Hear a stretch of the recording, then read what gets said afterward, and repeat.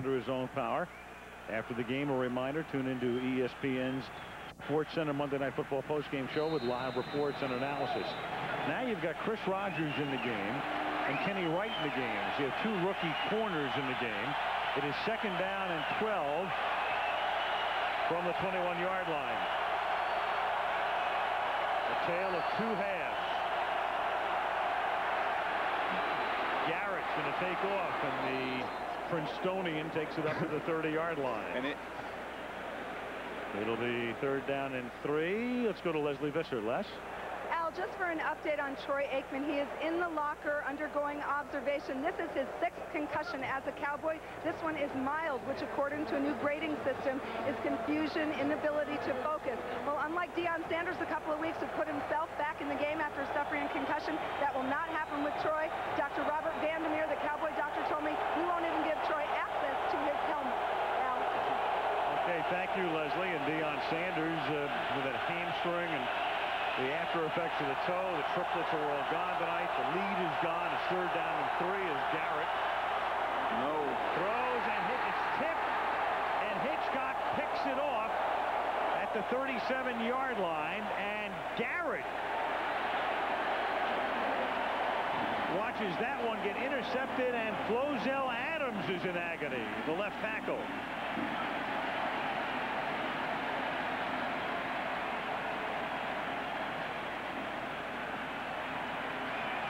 Interesting, Al. I didn't see where Adams took the shot. It looks like it's right around the waistline, and it came after the play, it looked like.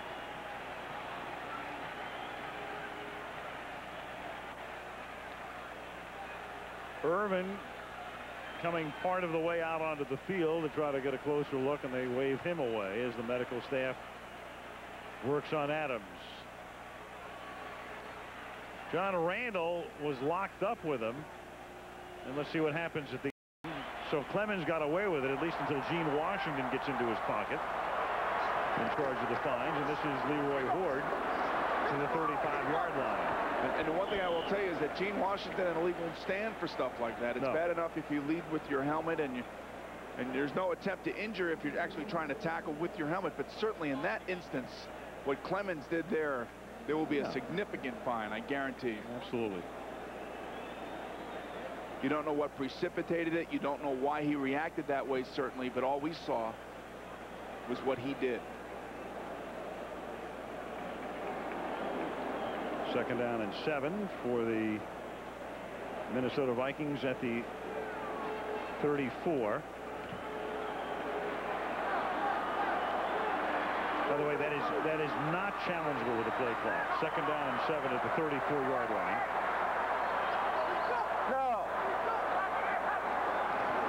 Everybody comes. Jailbreak blitz, and it's caught by Andrew Glover, and he's out of bounds at the 33-yard line. Run out by Dexter Coakley. It'll be 3rd down and about 6. Nice play by Jeff George that time. Doesn't seem like much because he didn't get much on the completion, but certainly he read the blitz. He saw it coming, and he went right to his hot receiver, delivered the ball accurately, and he took a wicked shot after he had gotten rid of the football. So obviously Jeff George has settled in nicely in the 2nd half, and he looks like a different player, probably because the guys in front of him are playing a little bit better. 3rd and 5 now, under 11 minutes to go.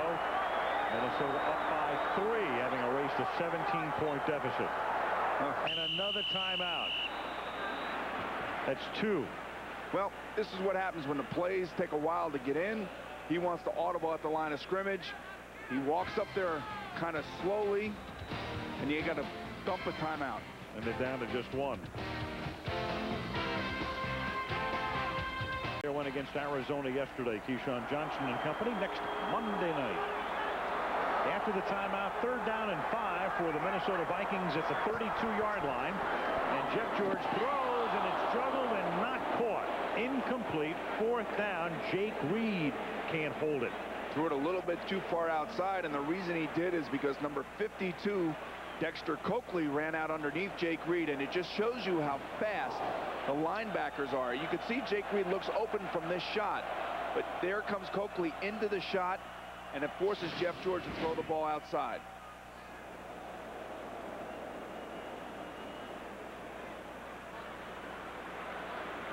And now the Vikings will eschew the opportunity to kick a 50-yard field goal, and instead Berger comes in to punt. And the play clock's all the way down to 1. But that barely matters here, because if they're going to punt, it doesn't matter if they're kicking from the 32 or the 37, really.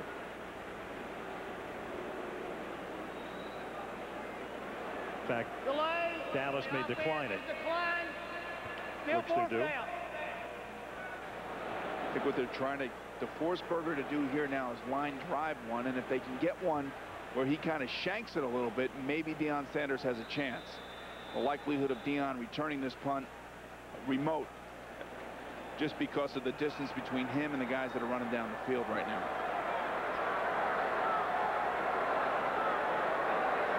Berger will accept the snap at the 47-yard line. No chance. Floater. It goes into the end zone. That's a little harsh. Booing like, I mean, you know, enough already. Your team has come from 17 down. Give him a break. High expectations here, Alan. Minnesota. Yes, everywhere. What else is new? Up the PA. 10:28 remaining in the fourth. The Dallas Cowboys have it at their own 20-yard line. Never know when there's some ambient noise in the Metrodome. I didn't know you like CDs, Al. Yes, I do. Well, now I know what to get you for Christmas. Absolutely. Thank you. It's coming up. Do you have a particular favorite? Oh, I've got a few. Okay. OMC's pretty good. OMC. Kind of a metaphor for our lives. How bizarre. It kind of, yeah. Cowboys at their own 20, 1st and 10, 10:28 left in regulation. Minnesota having erased a 17-0 deficit. And now Jason Garrett with a toss back to Chris Warren.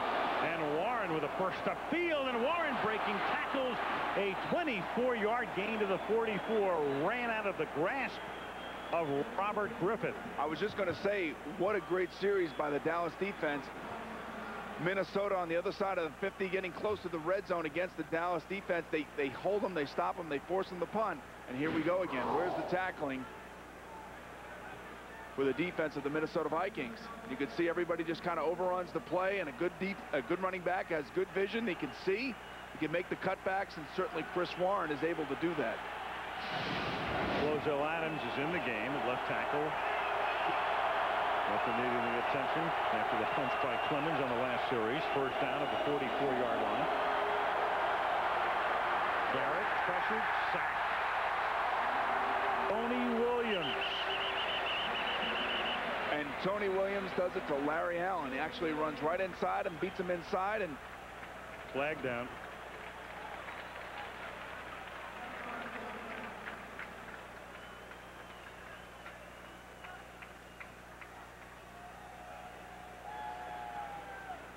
It would have been, or might be, we'll see depending on the call here, the 5th sack of the season. We have a personal foul against Dallas this time.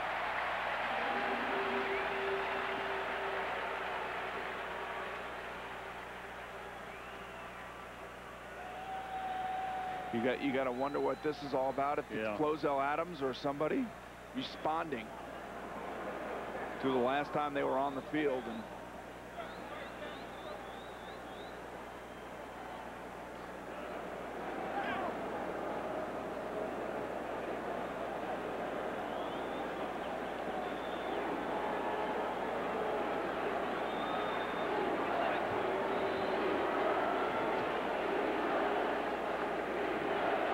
penalty's going to be against Eric Williams.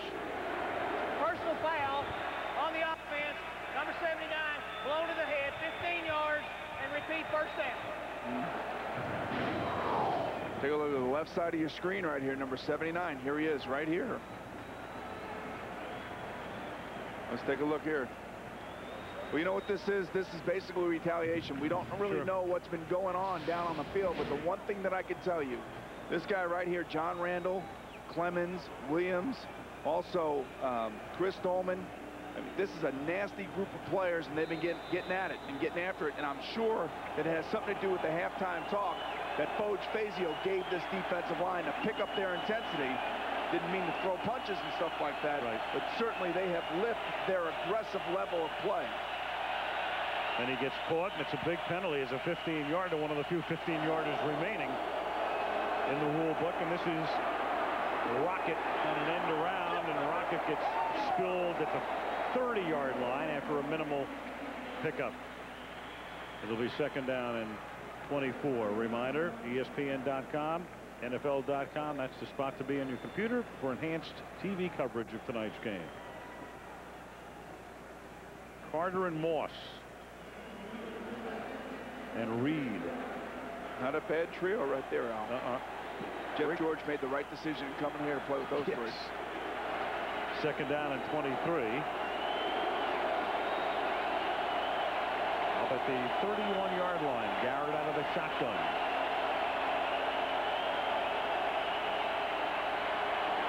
Nope. That's incomplete. Intended for Jeff Ogden. He's covered by Jimmy Hitchcock. All of a sudden, the field now has shrunk on the Dallas Cowboys offense. They're trying to work things within that 5 to 10-yard range. The Minnesota Vikings defenders are just sitting on the ball right now. Sooner or later, you're going to have to try to get one up top, over top of these guys. They're actually covering for Rodgers, the rookie down here at the bottom, by putting a safety over top of him. So anytime Rocket comes down here one-on-one, you would try to get that matchup. You're not getting it because of the way that they are defending him. Garrett trying to turn those baby blues into steely blues here. He's 0 for 4 with a pick. Third down and 23.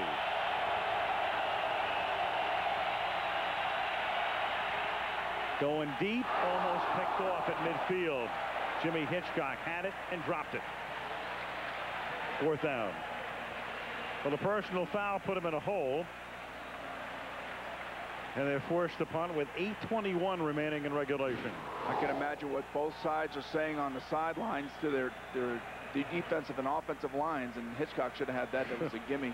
But it's getting nasty, and certainly when you start seeing guys reacting by throwing punches and fists, you can just imagine what's being said down there. And certainly they're in each other's face, and it's creating some tense moments on the field. Toby Goins kick. Randy Moss back to get it at the 21-yard line. And Randy to the short side of the field and trips and falls. Otherwise, he might have broken it.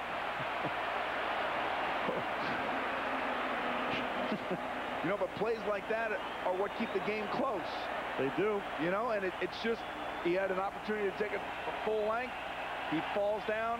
Now all of a sudden, the Dallas defense has an opportunity to keep the game close. Some athletes have that special ability, Al, and certainly this guy is one of them. Not very many players in the league that have the ability of a Randy Moss, a Deion Sanders, and probably the greatest athlete of all, a Michael Jordan, to be able to combine the great athleticism with the want-to and the heart and the passion. 48-yard kick and a 25-yard run back, and now Minnesota at the 46-yard line. And George throws to Moss. And he's out of bounds in Dallas territory at the 49-yard line. Charlie Williams with the coverage. If the Vikings hold on and win the game, they go to 5-4. Detroit leads the division at 6-2. The Vikings would be in second place. Green Bay is 4-4. Meanwhile, a Dallas loss, and they are a game back of the Giants and a game back of Washington. Another storm to be weathered by Chan Gailey right now, losing his big three. And he told us last night he's just got to keep the guys together and realize that coaching the Dallas Cowboys is just a huge task to keep these guys from reading all the negative stuff that they've read the last few weeks. 2nd and 5, and it's Cris Carter making the catch. Picks up a couple. It'll be 3rd down and 3 at the 47. But you look at the Dallas Cowboys schedule, the last 4 games, Philadelphia, the New York Jets, and New Orleans, and then at home against the Giants. All 4 winnable games for the Dallas Cowboys. So they just have to keep their spirits up, and it's up to him, Chan Gailey, to be able to do that. Continue to make these guys believe that they still have a shot at this. Well, you know, we'll get Emmitt back. Irvin's another story. Michael will probably make a decision in 3 or 4 weeks. 3rd down and 4 from the 48. Dallas sends everybody, and the catch is made, and it's a first down. Carter, knowing exactly where he was, exactly how far he had to go for the first down, and salutes himself with a red cashing move. Charlie Williams with the coverage. Good play call that time by Ray Sherman, moving his quarterback out of the pocket, getting away from the blitz. And Charlie Williams just playing too far off of Cris Carter, knowing that if you're blitzing and you're a defensive back, don't give that much room. Because the quarterback's going to have to make a quick decision. He's going to have to get rid of it because he too knows that the blitz is coming as well. 6:10 to go, first down at the 42-yard line. George and the Vikings can begin to work the clock now as Leroy Ford takes the ball inside the 40-yard line. Jeff George in the first half. You could have benched a guy with a half like that. 37.3 rating, but in the second half, a whole other story. There it is in another form. The second half has been filled with good, solid plays, too. Reading blitzes. There's Randall Cunningham on the sideline. Reading blitzes, getting rid of the football.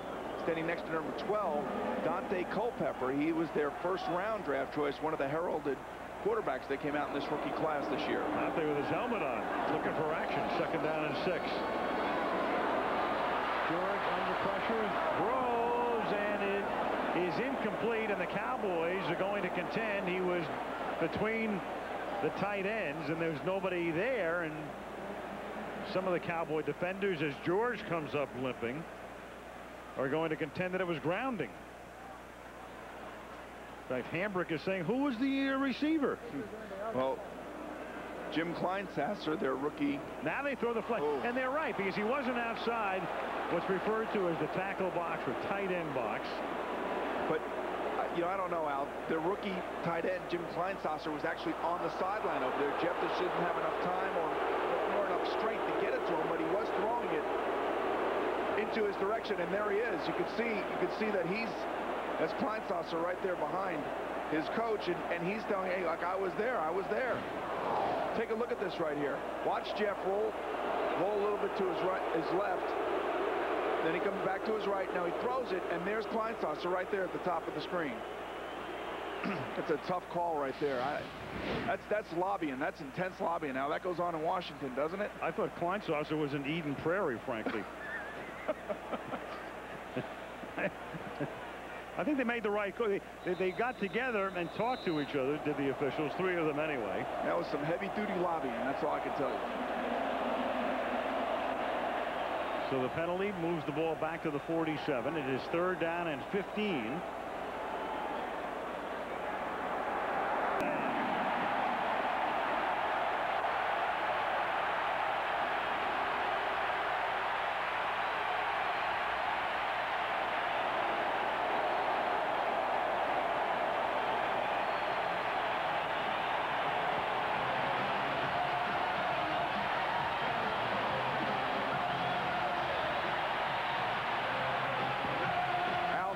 Quarterbacks can roll to their left and throw back to the right. It's a design play because of the arm strength of Jeff George. Charlie Williams outmatched by Randy Moss. Remember, Kevin Smith is on the sideline with a bruised knee.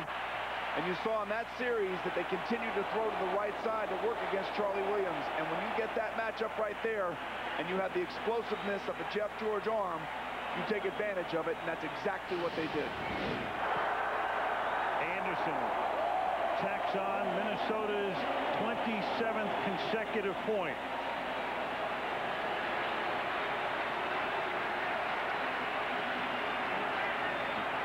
You could see Jeff George. Where was this emotion in the first half? If this team could ever put it together.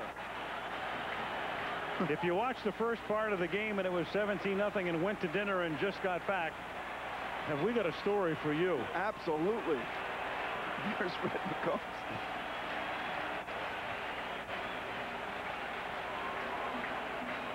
27-17, Minnesota. I can't even begin to tell you how difficult a throw that is. to be able to reset yourself knowing that that's where you're going. Most times quarterbacks will drop back in the pocket straight and will throw the ball down the sideline figuring that's the matchup you want. But when you move to your left, you'll move the safety with you, and it creates an enormous advantage for that wide receiver that he doesn't have to worry about anybody coming over to make a play other than that defensive back that he had just beaten.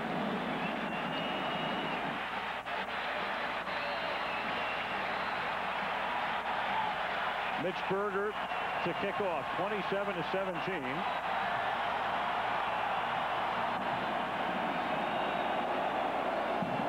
And this is Kevin Mathis bringing it back from the 3-yard line. Back out to the 30-yard line. With 5:01 remaining. Monday Night Football is being brought to you by the people inspired to build vehicles for your mind and heart. Nissan driven. Nortel Networks. We're building the new high-performance internet. MGM Pictures. Bond is back. The world is not enough. And Daytech Online. The rules of online trading are changing.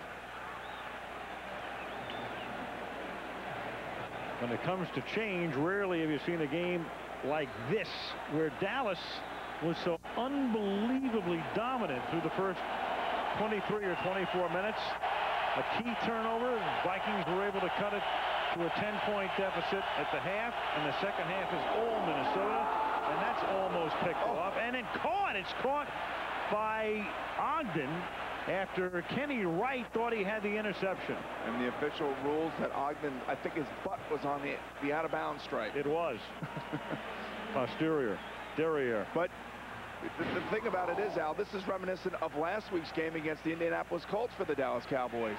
Troy Aikman gets banged out. He gets taken out of the game. Jason Garrett has to come in and play. The momentum shift has been just monumental here, and it's something that Chan Gailey's going to have to work on. He's going to have to figure out a way, even with injuries in mind, to keep this team focused for the second half. 2nd and 10. Garrett is 0 for 6 with 1 interception. And that's incomplete. 0 for 7 intended that time for Jeff Ogden.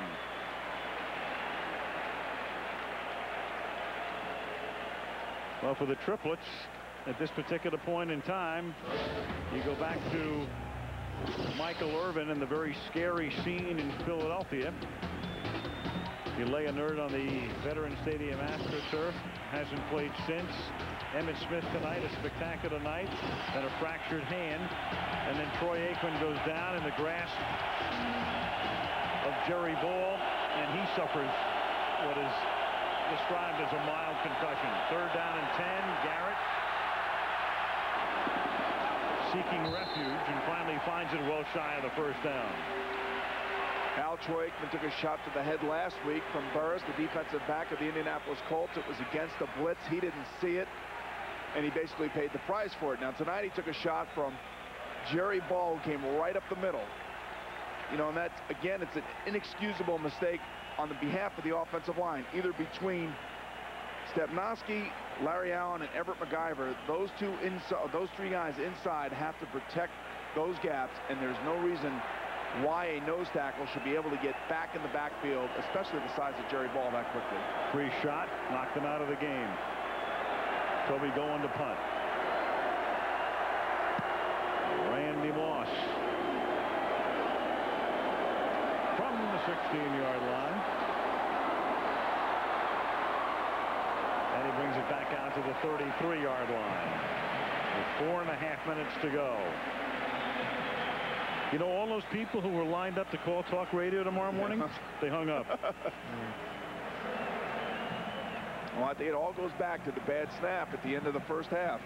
They gave the Vikings life. They gave them a chance to get a touchdown on the board, make them go into the locker room saying, hey, you know, we played our worst half of football probably in the last 2 to 3 years, maybe. Right. Can't play a worse half. And then all of a sudden, 27 unanswered points by the Minnesota Vikings. And I mean, in a spectacular fashion, too, when you think about it.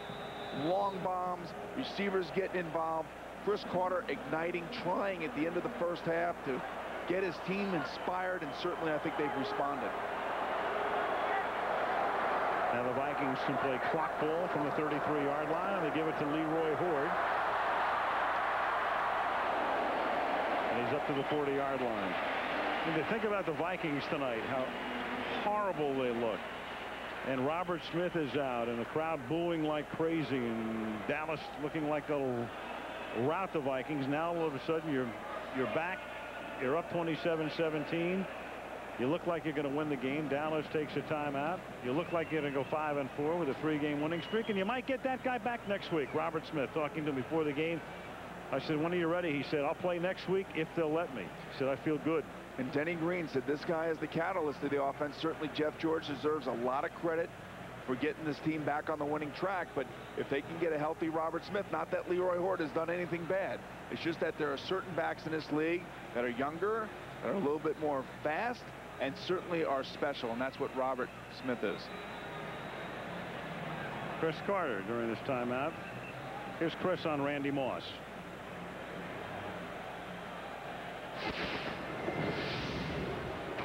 He's doing well. I think the learning curve is a little smaller this year. He knows far more than he knew last year.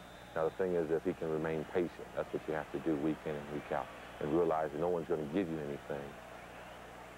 He's right. He's absolutely right, and that's why Denny Green likes the veterans. Cris here to help grow Moss. This is Williams taking it up to the 42-yard line.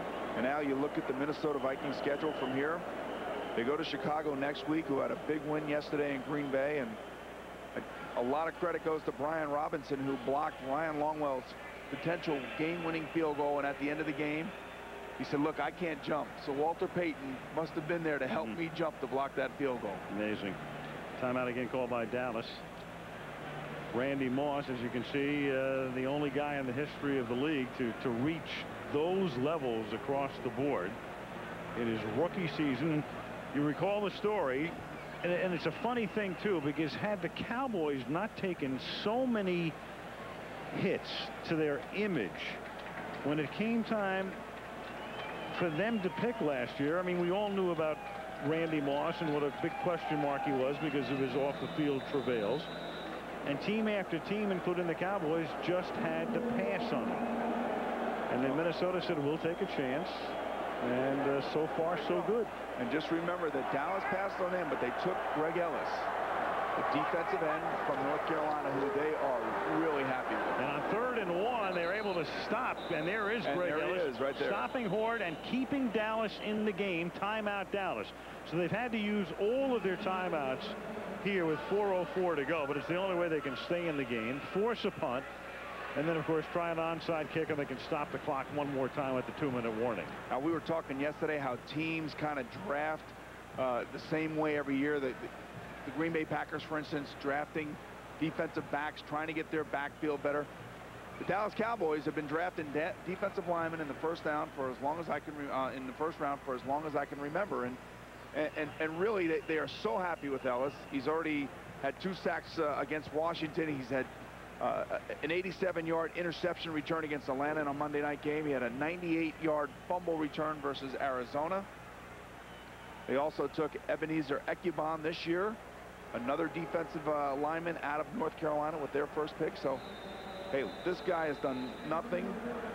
Greg Ellis has done nothing but support the fact that they took him #1. So Ellis makes the last play. Berger to punt. Jeff Ogden back to receive for the Cowboys.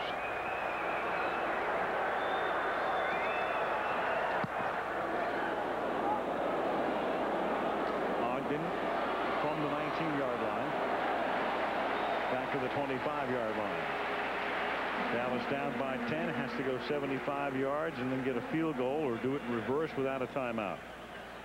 Tomorrow, after 30 years, Dharma's parents are finally making it legal. Be there as they tie the knot. An all-new Dharma and Greg, Tuesday, 9 Eastern, 8 Central on ABC. Here's Jerry Jones. And Al, as I was talking about the Minnesota Vikings remaining schedule, they go to Chicago, come home to play the San Diego Chargers, then at Tampa, at Kansas City, Green Bay at home, at the Giants, and then the Lions at home. They have a tough road ahead. We'll see him twice more on Monday night at Tampa and then the Green Bay game here in December. 1st and 10. Garrett seeking his first completion. He's 0 for 7. A little dump off, so he gets the completion, but not for much, as Chris Warren is taken down behind the line of scrimmage. Jimmy Hitchcock with the coverage. So the Cowboys, after that loss of 1, in danger right now of dropping their 4th game of the season. All of them will